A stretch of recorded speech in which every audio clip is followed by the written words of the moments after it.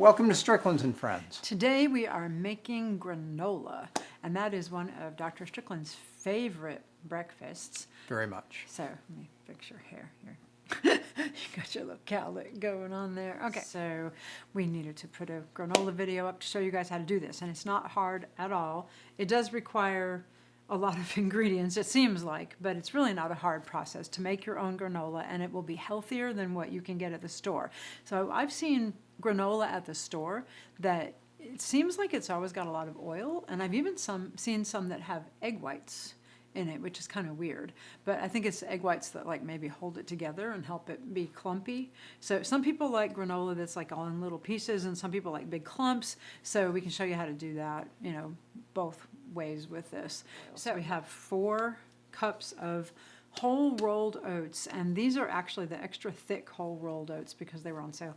So we got 4 cups of those, and then we're dumping in just a pinch of sea salt, and this is iodized sea salt, of course. And then we have a 1/4 cup of Sucanat. So, and the oven is just getting warm for this. So Sucanat is whole cane sugar. And I'll show you that. Whole cane sugar. It is basically dehydrated cane juice. And so it's an unrefined whole food, and it actually replaces brown sugar or white sugar, and it's low glycemic index, so it doesn't spike your blood sugar as high. All right, so we're putting that in. We're also putting in a different sweetener in a second, but Sucanat in the dry ingredients. Also in the dry ingredients, we have a 1/3 cup of coconut, and it's just shredded, unsweetened coconut, looks like this. And then we have some almonds. We have a cup of almonds. These were just whole raw almonds that haven't been roasted or anything yet, and I just chopped them all up in pieces, but it's just 1 cup. And I'm gonna find my big spoon and stir that up, and go ahead and add maybe a big heaping teaspoon of cinnamon because we like cinnamon. I'll stir it. You stir. Yeah, go ahead and stir. Okay, while he's stirring that, one other thing, because we're not using oil, and I think what they use oil for is to make it crispy, but also kind of helps hold things together. And then some of the granolas I've seen use eggs or egg whites, and that helps hold things together too. So what we're doing instead is... I think the oil just pushes people's buttons. Of course, yeah, it gets you to eat more and more of it. But so I have 2 tablespoons of flaxseed, ground flaxseed, and 3 tablespoons of warm water. So I'm just mixing that together. That's ground flaxseed? Ground flaxseed, I'll show you. It looks like that, ground flaxseed. Okay. This is the Whole Foods 365 organic one. So flaxseed's funny because it does help hold things together. It is quite good for you. You do want to store it in the refrigerator or the freezer because it is a seed and they do go bad. So we don't want to have any rancid seeds in our granola. Would you say it has a little bitterness to it? Kind of. Flaxseed has an interesting flavor, but, you know, I'm kind of used to it at this point, so whatever. I made the mistake years and years ago when I read that you could use flax in things like cookies to hold stuff together. I made the mistake of putting whole flax seeds in something, and it didn't gel at all. It didn't work at all, and I was so frustrated until I figured out, oh, it has to be ground up flaxseed. So you definitely want to find ground flaxseed. You could buy whole flaxseed and grind it yourself in a coffee grinder or a spice grinder. That's fine. Or you can just buy it already ground up and keep it in the refrigerator or freezer. Okay, so we have the dry ingredients, which are oats and coconut and cinnamon and almonds, and they're all mixed up in a pinch of salt. And then we're going to make basically like a sauce to put over the granola. So I'm going to take a different bowl and add in peanut butter. And, oh, I need a spatula. Okay, so peanut butter, and this is 1/2 cup of peanut butter or more. You could use a little more if you want to. I really like peanut butter, so, and if you don't like peanut butter or you are allergic to peanuts, you could try sunflower seed butter. You could use almond butter. That would be fine too. So me, I would want to nudge my recipe more towards carbohydrate and a little bit away from the fats, just because the carbohydrates have 4 calories per gram and the fats Right. have 9 calories per gram. This isn't that much. So it's going to be spread out among 2 whole pans. Cool. That's not much. Okay. And it's also the part of the granola that makes it stick to your ribs and Yeah. keeps you from being hungry until lunchtime. Yeah. So- You don't want to have 0, but you don't Well, want to have too exactly. much. Okay, so we have a 1/4 cup of applesauce. We're gonna dump that in. It's instead of oil. Good. Yeah, because a lot of recipes I've seen call for like a 1/4 cup of oil. I saw one earlier today that called for a 1/2 cup of melted coconut oil, and I was horrified because that is really not good for you. I mean, wow. Okay, and then we have some, this is some homemade almond milk, but just unsweetened almond milk, and we're doing about a 1/2 cup.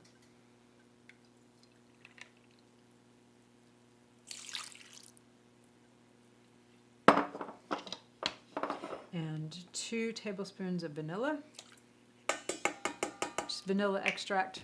Got that one at Costco. Vanilla extract. And a 1/2 cup of, a 1/4 to a 1/2 cup of maple syrup or agave.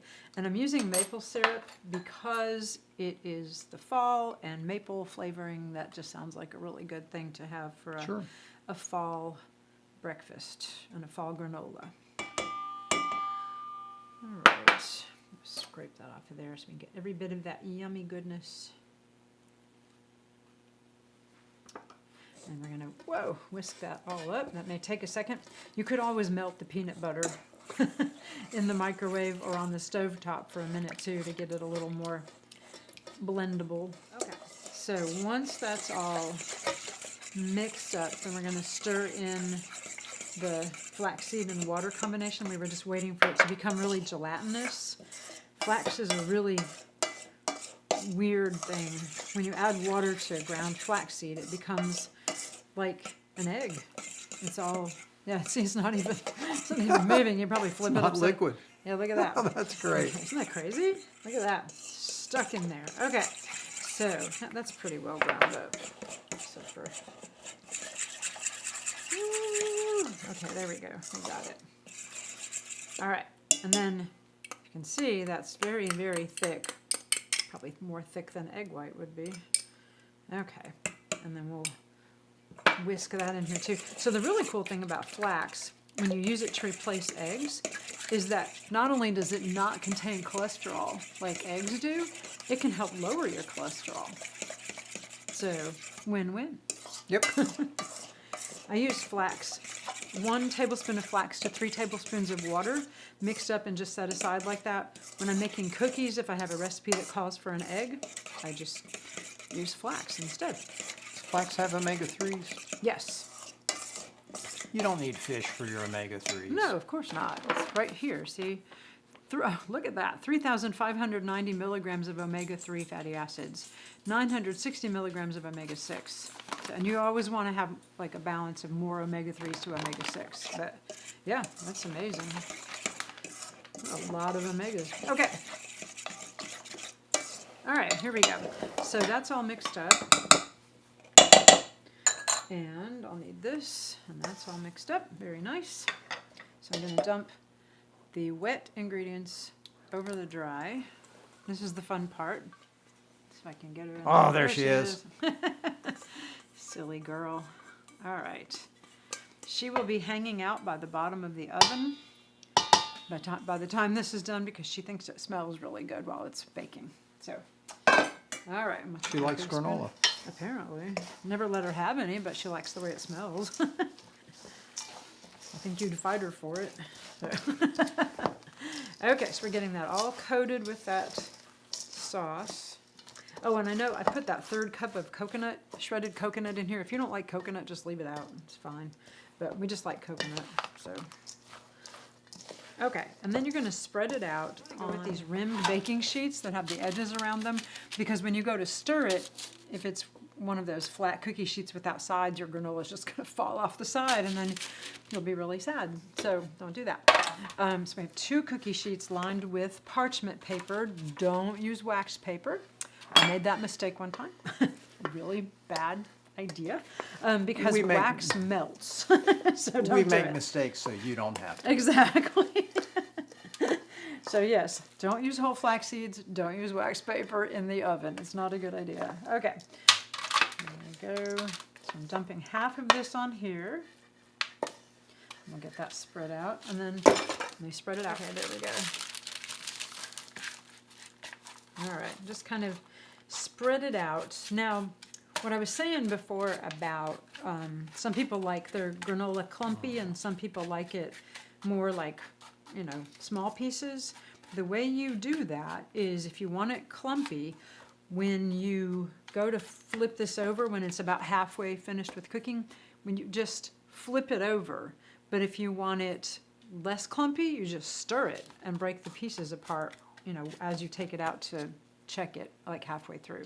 So you want to go ahead and set your oven to 300 degrees, and I'll probably get a little bit more on that one. Spread that out a little better. Maybe another spoonful here. All right, so slide that one out of the way. We'll trade and dump this on here. Okay. You could play with it too and add other seasonings if you want to, maybe some nutmeg or some cardamom or, you know, ginger. That would be nice. Ooh, pumpkin spice. We should make some with pumpkin spice. That would be really nice, being that it is, you know, pumpkin spice season. Okay. Okay, so what we're going to do is put both of these pans in the oven for about 20 minutes, and it's 300 degrees. And then we're going to stir it around after 20 minutes, and it'll go back in for about 20 to 25 more minutes. You just want it nice and browned and smelling fabulous. And it already looks kind of brown just because of some of the ingredients we put in there, but you'll see the difference in just a minute. So, yep, ready to go in. Here we go. Here we go.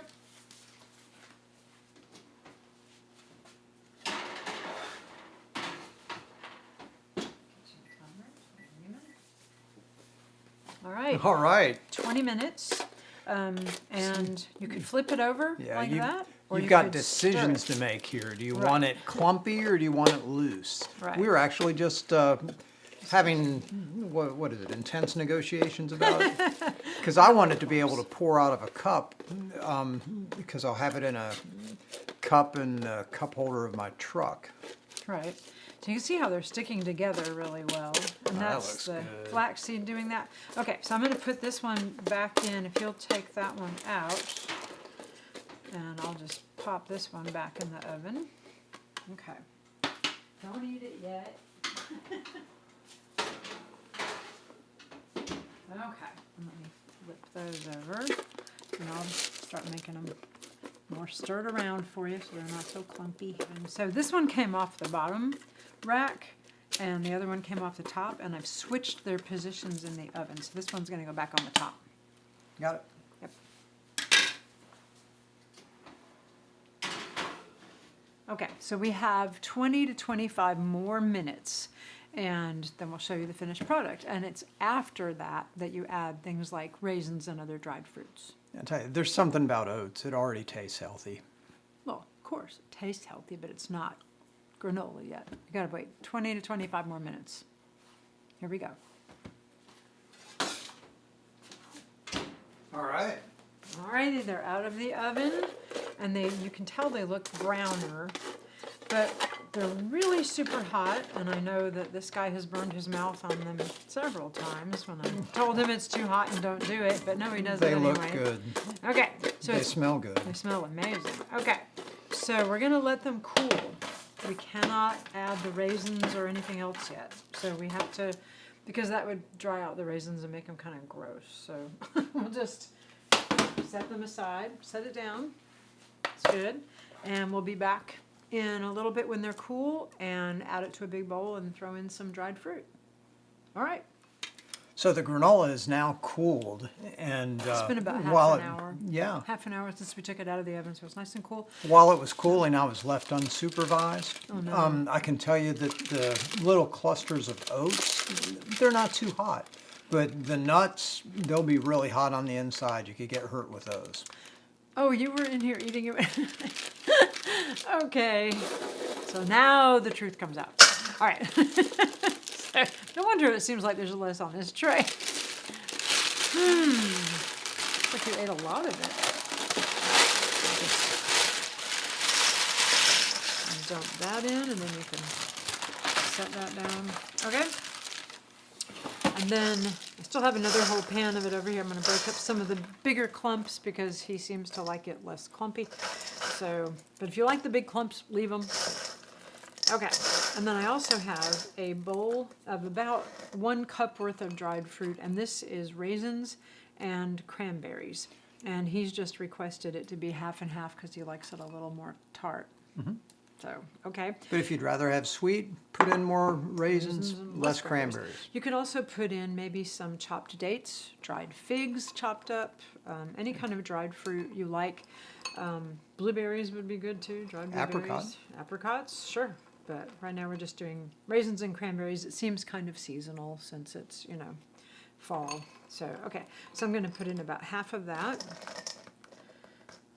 And then we'll add the other tray on top of it. Just makes it easier to mix up if you just go ahead and layer it in the middle. So, all right. The other handy thing about parchment paper, pick the whole thing up and dump it out. There. It usually works. Usually works. It did that time. All right. So now we have raisins and cranberries. Just put those all over the top. Okay. And give it a good mix. Doesn't that look fabulous? Look at that. That is gorgeous. That is some really nice granola right there. So you want to store it in an airtight container. It should last, I mean, you don't have to refrigerate it or anything like that. It should store just fine in an airtight container for, you know, I don't know, at least a week, maybe longer, but can't imagine why it would last that long because it's not going to last that long around here. So, So this will just go in a plastic cup. I'll have it in the cup holder in my truck, and I'll eat it on the way to work. I just have it dry. but you could put it in a big bowl and chop up some fresh fruit and pour some soy milk or almond milk over it, and that would be a really good breakfast. Yeah, usually when I do that, I'm trying to make bland breakfast cereal more fun. Yeah, okay. Oh, you could also works. layer it in a cup with, or in a bowl with some coconut milk or almond milk based yogurt and sprinkle this on top. That would be really good. Yogurt is not a whole food. Well, okay, but some people like plant-based yogurts. Yeah. They're definitely better for you than, you know, cow-based yogurts. Yes. So, yeah, So we've had soy yogurt. we have. We've had almond milk yogurt, coconut milk yogurt. I think there's a hemp yogurt. There's all kinds of them, but whatever. They And are then- tasty when you have that itch. Right. So better than cow milk yogurt or Much.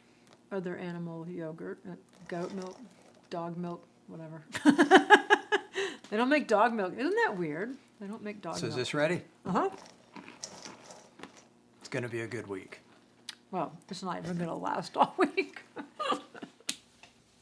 Yeah, thank you for watching. Click at the top for videos that we have found to be very important. Click at the bottom right to see one of our featured videos. Please subscribe to our channel by clicking our icon at the center of the screen. And turn on notifications so that you can get our videos when the fruits and vegetables featured in that video are in season and at their best. See you next time.